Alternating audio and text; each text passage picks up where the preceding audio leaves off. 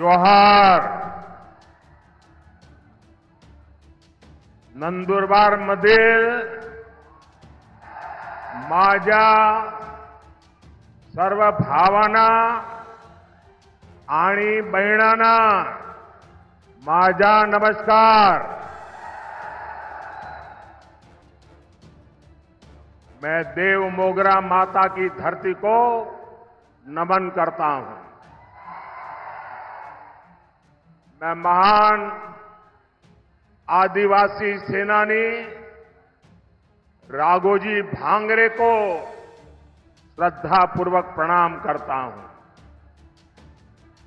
हम सबको प्रेरणा देने वाले जननायक कृष्णाजीराव सावले,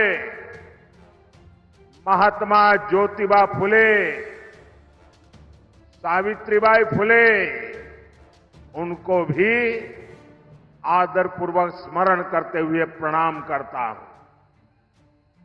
साथियों, आज अक्षय तृतीया आखा तीज का शुभ पर्व है। मैं सभी देशवासियों को और खास करके मेरे किसान भाई बहनों को अक्षय तृतीया की बधाई देता हूं। आज भगवान परशुराम की जयंती भी है। मैं सभी देशवासियों को इस शुभ दिन की भी शुभकामनाएं देता हूं। और अक्षय तृतीया हो और इतने सारे लोग आशीर्वाद देने के लिए आए हो। अक्षय तृतीया के जो आशीर्वाद मिलता है ना, वो भी अक्षय होता है। आज इतनी विशाल संख्या में आपका ये आशीर्वाद ये पक्का कर रहे हैं, पुन्हा एकदा पुन्हा एकदा पुन्हा एकदा। मैं देख रहा हूं अभी भी हुजूम का हुजूम अंदर आ रहा है।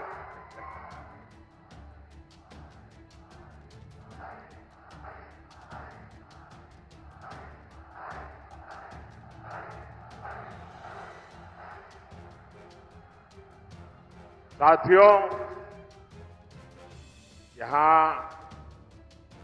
नंदुरबार और गुजरात के बीच कोई दूरी नहीं है।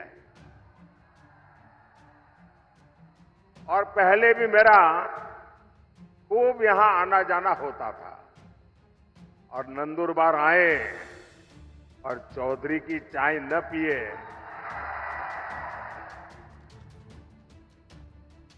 चौधरी की कड़क चाय यानी नंदुरबार की यादों से जुड़ जाती है। और चाय का रिश्ता और आपके प्यार का कर्ज मोदी कभी भी भूल नहीं सकता। साथियों, वंचितों, आदिवासियों की सेवा मेरे लिए परिवार के सदस्य की सेवा जैसी है। मैं कांग्रेस के शाही परिवार की तरह बड़े घराने से नहीं निकला हूं। मैं तो गरीबी में ही बड़ा हुआ हूं। मुझे पता है यहां आपने कितनी तकलीफ उठाई है। हमारे आदिवासी भाई बहन यहां काफी ऊंचाई पर भी रहते हैं। पानी के लिए कैसे आपको उतरकर नीचे आना पड़ता था, तब पानी मिलता था। ये माताएं बहनों को सबको मालूम है। आपके जीवन में भी मुश्किलों का पहाड़ था। कितने ही आदिवासी परिवारों के पास पक्का घर नहीं था। आजादी के 60 साल बाद भी गांवों में बिजली नहीं पहुंची थी और इसलिए मोदी ने संकल्प लिया था हर गरीब को घर, हर आदिवासी को घर, हर आदिवासी के घर में पानी, हर परिवार को पानी की सुविधा। दूर सुदूर जंगलों में भी गांव क्यों न हो, हर गांव में बिजली। साथियों, हमने नंदुरबार के करीब 1.25 लाख, देखिए आजादी के 70 साल के बाद मैं कह रहा हूं, करीब 1.25 लाख गरीबों को हमने पीएम आवास पक्का घर दिया सिर्फ नंदुरबार में। और मेरा एक काम है, मैं करोगे आप लोग? मेरा एक काम करोगे? ये मेरा दिली काम है, करोगे? माताएं बहनें करेगी? ये जो पीछे लोग खड़े हैं वो करेंगे? हाथ ऊपर करके बताओ, करेंगे तो मैं बताऊं करेंगे। अच्छा, मेरा एक काम करना, इन दिनों आप चुनाव के लिए जब भी गांव में जाए, मोहल्ले में जाए, और अगर आपके ध्यान में आए कि भाई ये 2 परिवार है, को अभी गैस का कनेक्शन नहीं मिला है, ये 2 परिवार रह गए हैं, उनको नल से जल नहीं मिला है, अभी 4 परिवार रह गए हैं, वो तो अभी कच्ची झोपड़ी में रहते हैं, उनको पक्का घर नहीं मिला है। आप उनका नाम पता लिख लीजिए और मुझे भेज दीजिए, और मेरी तरफ से उनको गारंटी दे देना कि मोदी आए थे, मोदी ने कहा है तीसरे टर्म में मैं 3 करोड़ और घर बनाने वाला हूं, आपको पक्का घर मिलेगा। तो ये बता देंगे, देखिए आप ही मेरे मोदी है, तो करेंगे। देखिए, हमने घर दिया मतलब 4 दीवारें दी ऐसा नहीं है, हमने घर के साथ बिजली, पानी, गैस कनेक्शन भी दिया। एनडीए सरकार ने महाराष्ट्र के 20,000 से अधिक गांवों में हर घर जल पहुंचाया है। मैं शिंदे जी, देवेंद्र जी को बधाई देता हूं, आपने मेरे हाथ मजबूत कर दिए। इसमें नंदुरबार के 111 गांव जो कठिन एरिया था वो भी शामिल है। और अभी तो ये ट्रेलर है, अभी तो मोदी को बहुत कुछ करना है और आपके लिए करना है। साथियों, एक तरफ भाजपा के ये प्रयास है और दूसरी तरफ ये कांग्रेस है। कांग्रेस ने आदिवासी भाई बहनों की कभी परवाह नहीं। आदिवासी इलाकों में सिकल सेल एनीमिया एक बड़ा खतरा रहा है, लेकिन कांग्रेस ने इस बीमारी की तरफ उतना ध्यान ही नहीं दिया। ये बीजेपी है जिसने सिकल सेल एनीमिया को जड़ से खत्म करने के लिए अभियान चलाया है। और मेरी माताएं, बहनें, नौजवान, ये जो सिकल सेल एनीमिया के लिए मैं काम कर रहा हूं ना, वो चुनाव के लिए नहीं कर रहा हूं। आने वाली आपकी अनेकों पीढ़ियों के लिए मैं लगा हुआ हूं, ताकि उनको वो ऐसी बीमारी ना आए। कोई गरीब कुपोषण का शिकार ना हो, हमने इसकी भी चिंता की। आज नंदुरबार से के 12 लाख से ज्यादा लोगों को मुफ्त राशन मिल रहा है। साथियों, कांग्रेस जानती है कि वो विकास में मोदी का मुकाबला कर ही नहीं सकते। और इसलिए वो इस चुनाव में झूठ की फैक्ट्री खोल के बैठ गए हैं, झूठ फैलाकर वोट लेना चाहते हैं। कभी आरक्षण को लेकर झूठ, कभी संविधान को लेकर झूठ, और इन्होंने पूरा इकोसिस्टम ऐसी अफवाहें फैलाने के लिए 24 घंटे लगा के रखा है। साथियों, आरक्षण पर कांग्रेस का हाल चोर मचाए शोर, ये चोर मचाए शोर वाला है। धर्म के आधार पर आरक्षण बाबा साहब के सिद्धांतों के खिलाफ है, बाबा साहब की भावना के खिलाफ है। संविधान निर्माताओं ने जो संविधान बनाया, उसकी पीठ में छुरा भोंकने वाला ये माफ न कर सके ऐसा पाप है। लेकिन कांग्रेस पार्टी का एजेंडा है दलित, पिछड़े, आदिवासी, इनका आरक्षण छीन करके माइनॉरिटी के नाम पर अपने वोट बैंक को दे देना। और मैं ऐसे हवा में नहीं कह रहा हूं, मेरे पास मजबूत उदाहरण है। और इसलिए मेरे भाई बहन, आप घर घर हर एक आदिवासी परिवार को समझाइए।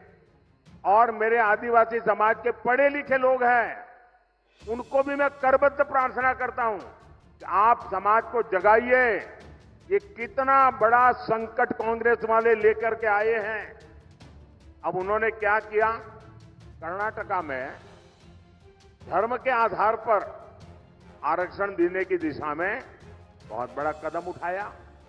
और उन्होंने कहा रातों रात कर्नाटका में जितने भी मुसलमान लोग हैं, उन सबको रातों रात ओबीसी बना दिया। एक ऑर्डर निकाल दिया, मुख्यमंत्री ने थप्पा मार दिया। अब हुआ क्या, जो ओबीसी को आरक्षण मिलता है उसका सबसे बड़ा हिस्सा ये रातों रात ओबीसी बन गए, उन्होंने लूट लिया। अब बताइए कि वो आदिवासियों के लिए करना चाहते हैं, वो दलितों के लिए करना चाहते हैं, और ये कर्नाटका का मॉडल पूरे देश में लागू करना चाहती है। एससी, एसटी, ओबीसी का आरक्षण खत्म करने के लिए। और मैं गंभीरता से कह रहा हूं, ये महाअघाड़ी आरक्षण का महापक्षण का महाअभियान चला रही है। वहीं एससी, एसटी, ओबीसी का आरक्षण बचाने के लिए मोदी आरक्षण का महायज्ञ कर रहा है। मैं पिछले 17 दिन से लगातार कांग्रेस पार्टी को चुनौती दे रहा हूं। मैं कांग्रेस से पूछा कि वो लिख कर दें कि वो एससी, एसटी, ओबीसी का आरक्षण उसके टुकड़े करके एक टुकड़ा मुसलमान को नहीं बांटेंगी। मेरा सवाल सही है कि गलत है भाई? सही है कि गलत है? अब वो ये मुसलमानों को देना चाहते हैं और कांग्रेस जवाब भी नहीं देती है। सच बोलो ना भाई कि हम नहीं देंगे। इसका मतलब ये इनका हिडन एजेंडा है, आपका हक लूटने का खेल है भाई। मेरे इस चैलेंज पर कांग्रेस की चुप्पी थी, यानी दाल में काला है। ये चाहे जितनी भी कोशिश कर लें, देश विरोधी ताकतों के साथ मिलकर कितना ही झूठ फैला ले, आपके पास मोदी का भरोसा है, आपके पास मोदी की गारंटी है। और आप लिख के रखिए, मोदी जब तक जिंदा है, मोदी जब तक जिंदा है, एससी, एसटी, ओबीसी में से आरक्षण का रत्ती भर भी हिस्सा मैं किसी भी धर्म के आधार पर नहीं देने दूंगा।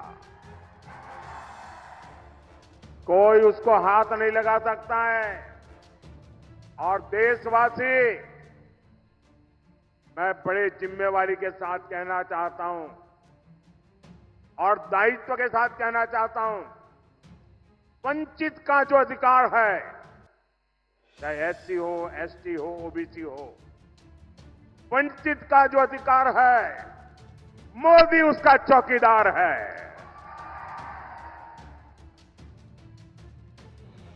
मोदी की चौकीदार में जब मोदी जैसा चौकीदार हो,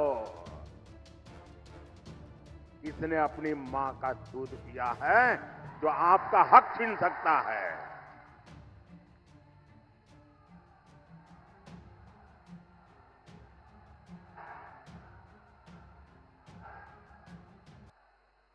साथियों,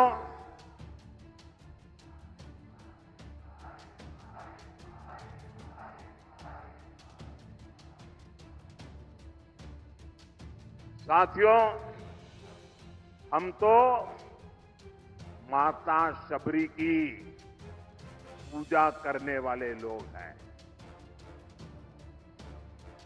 लेकिन कांग्रेस ने कभी आदिवासी समाज को सम्मान नहीं दिया और न ही मिलने दिया। आदिवासी क्रांतिकारियों ने आजादी की लड़ाई में इतने बलिदान दिए, लेकिन कांग्रेस ये बलिदान की बात मानने को तैयार नहीं है। आजादी की लड़ाई का पूरा श्रेय कांग्रेस केवल एक परिवार को ही देती रही। ये भाजपा है जो देश भर में आदिवासी स्वतंत्रता सेनानियों पर म्यूजियम बनवा रही है, ताकि आने वाली पीढ़ियों को पता चले कि हमारे पूर्वज आदिवासियों ने देश के लिए कितने बड़े बलिदान दिए थे। साथियों, आप सभी जानते हैं, भाजपा ने, एनडीए ने आदिवासी बेटी को राष्ट्रपति बनाया और पहली बार ऐसा हुआ। लेकिन आपको याद रहना चाहिए, वो कौन लोग थे जिन्होंने आदिवासी बेटी द्रौपदी मुर्मू जी को राष्ट्रपति का चुनाव हराने के लिए रात दिन एक कर लिए थे। वो कौन थे? ये कांग्रेस वाले थे, जिन्होंने एक आदिवासी बेटी को राष्ट्रपति बनने से रोकने के लिए रात दिन एक किया था। और कांग्रेस पार्टी ने ऐसा क्यों किया? और इसकी एक वजह अभी 2-3 दिन पहले ही खुली है।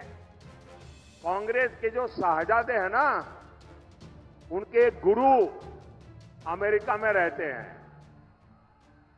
ये कांग्रेस के शाहजादे के एक गुरु अमेरिका में रहते हैं।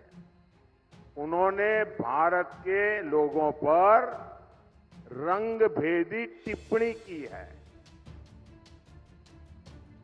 रंग के आधार पर भेद, ऐसा गंभीर आरोप लगाया है।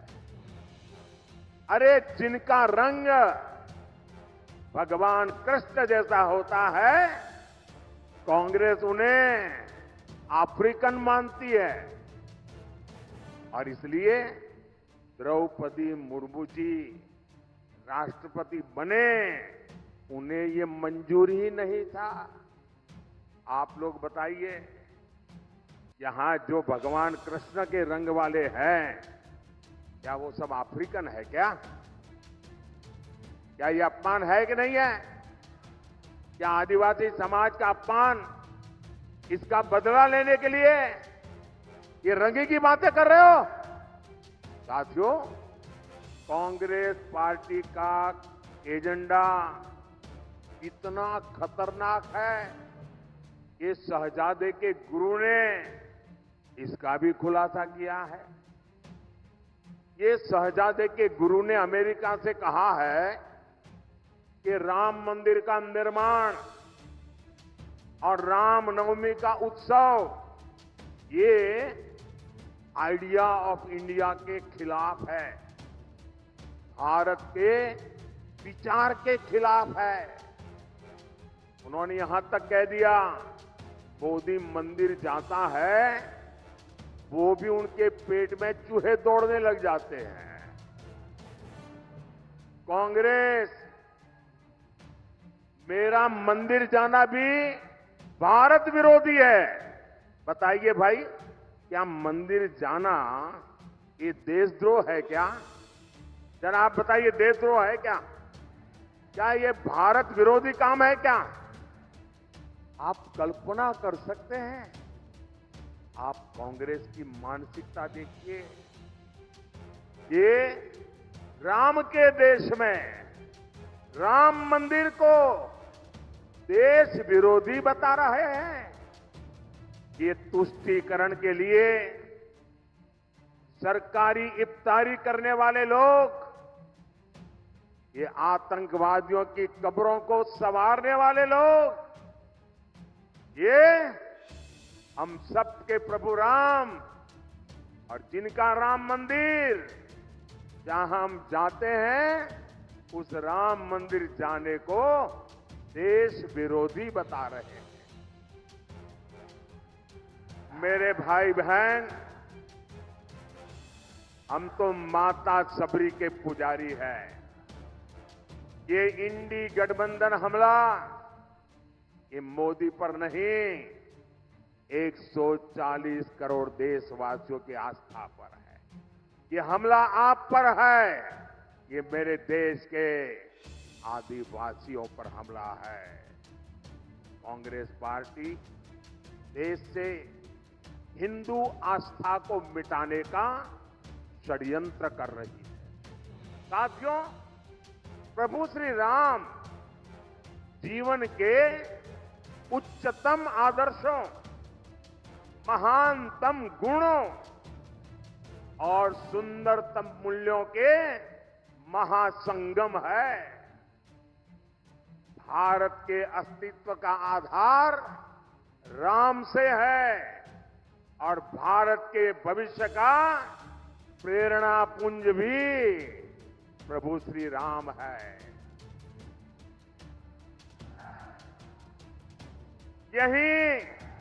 यही महाराष्ट्र की धरती पर ये संत आवाज उठी थी, विश्वाचा विश्राम रे, स्वामी माजा राम रे। अर्थात मेरे राम तो पूरे विश्व के विश्राम है, आश्रय है। ऐसे प्रभु राम को कांग्रेस पार्टी वाले आइडिया ऑफ इंडिया के खिलाफ मानती है। भगवान श्री राम की सीख है, परहित सरीस धर्म नहीं भाई, पर पीड़ा सम नहीं अधमाई। अर्थात दूसरों की सेवा से, परोपकार से बढ़कर कोई धर्म नहीं है और किसी को पीड़ा देना ही सबसे बड़ा पाप है। ऐसे प्रभु राम को शहजादे, उनके गुरु और कांग्रेस पार्टी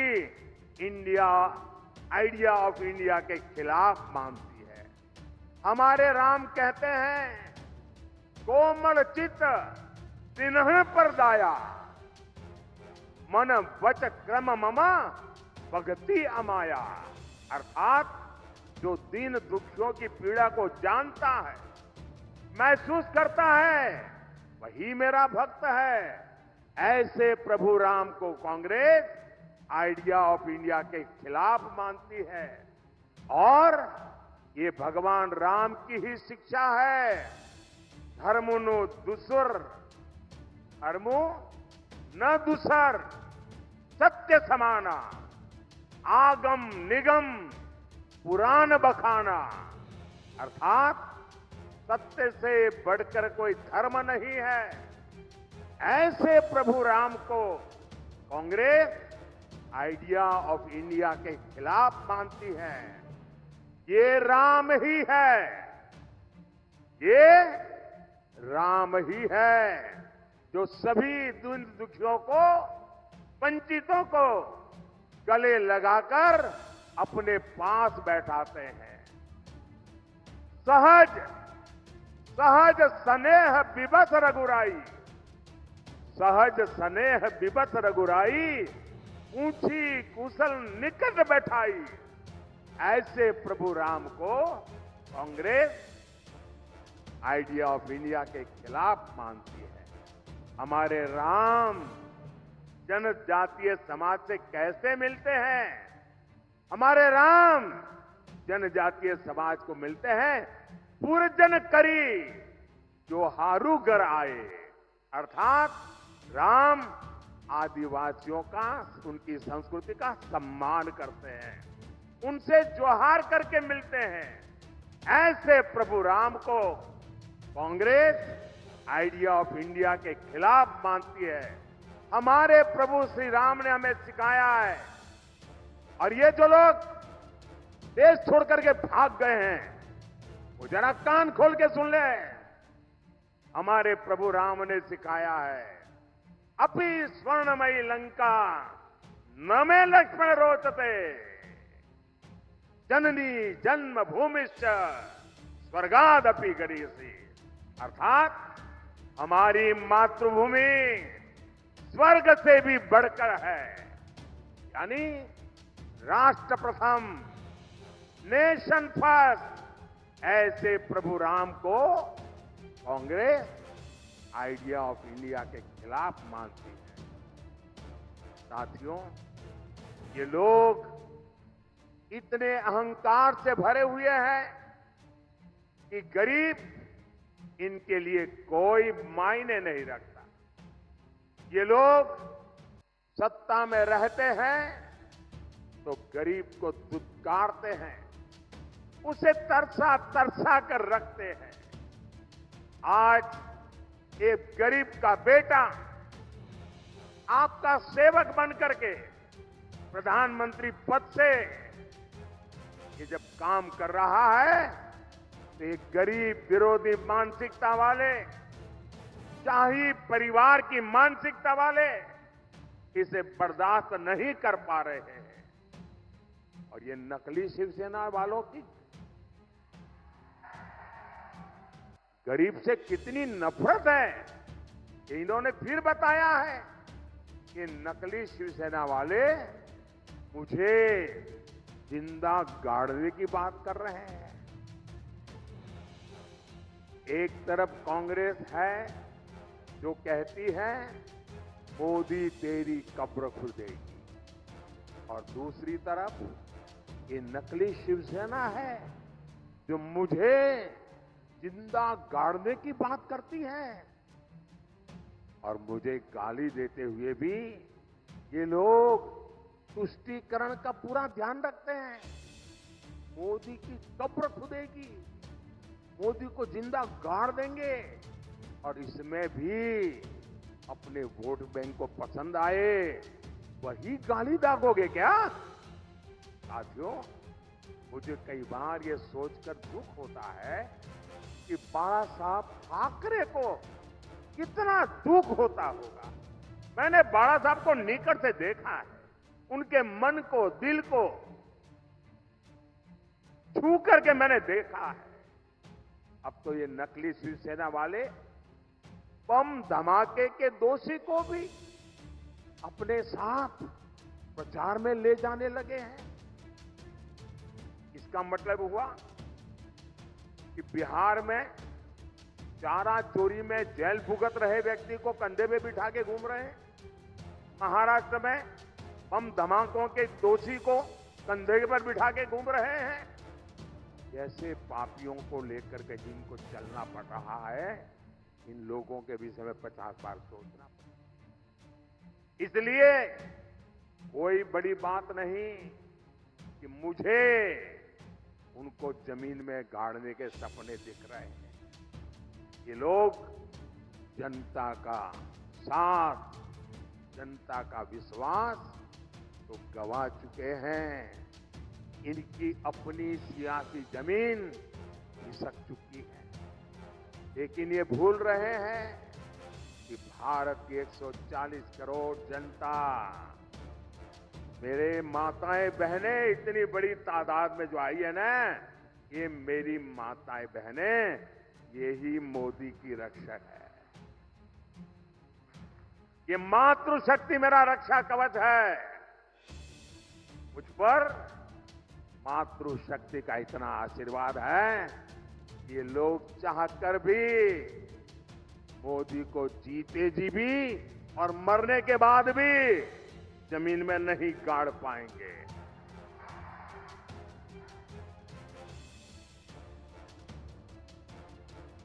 साथियों, महाराष्ट्र के एक दिग्गज नेता 40-50 साल से वो ऐसे ही कुकरी मारते रहते हैं। बारामती के चुनाव के बाद वो इतने चिंतित है तो उन्होंने एक बयान दिया है। और ये बयान उन्होंने, मैं पक्का मानता हूं कि काफी लोगों से विचार विमर्श करके ही दिया होगा।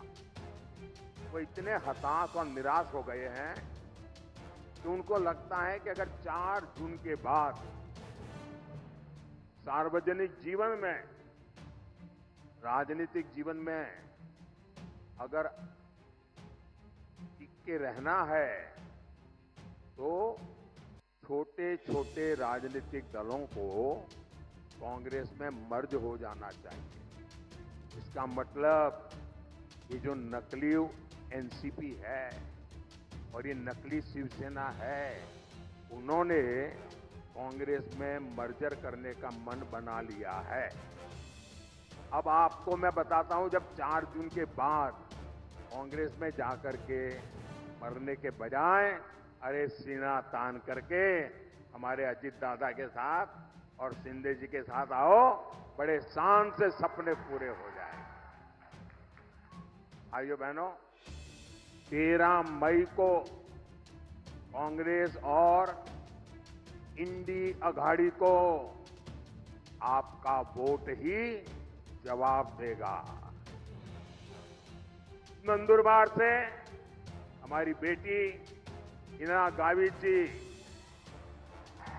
आपकी सुख दुख की साथी है। और आप जानते हैं ना, हिना मेरी कितनी मदद करती है। पार्लियामेंट में आपने देखा होगा, ये छोटी बेटी है लेकिन पार्लियामेंट में विपक्ष वालों के छक्के छुड़ा देती है। आप उन्हें ज्यादा से ज्यादा वोट देकर बहुत बड़ी जीत दिलाइए। और मेरा इसके लिए आग्रह है, मतदान ज्यादा होना चाहिए। भाई करोगे? पहले मतदान फिर जलपान। भारत माता की, भारत माता की, भारत माता की। बहुत बहुत धन्यवाद।